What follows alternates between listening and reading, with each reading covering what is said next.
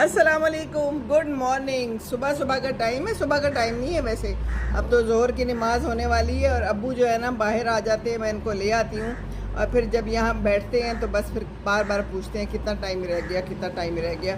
तो नमाज में अभी 10 मिनट हैं, 12 बजे जो है तो नमाज़ पढ़ लेते हैं और मैं कहती हूँ अब्बू थोड़ा सा आगे टाइम कर दिया करें, लेकिन अब्बू कहते हैं कि नहीं मैं बस पढ़ लूँ, है ना अब्बू? 12 के 12 वो सिक्कों का भी 12 आएगा। 12 क्या? सिक्कों का भी होगा। तो कौवा बोल रहा है, बड़ी देर से बोल रहा है। तो मैंने कहा अब्बू ये कौवा क्यों बोल रहा है? तो अब्बू ने क्या कहा? कि उसकी बीवी कहीं चली गई होगी। कवि कवि कभी चली होगी। कहते हैं उसकी कवि कहीं गई हुई है, इसलिए जो है ना ये बोल रही है।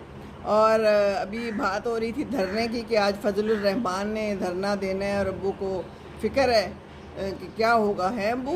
और तो क्या होगा आपके ख्याल से? वो कहते हैं कि हम उस वक्त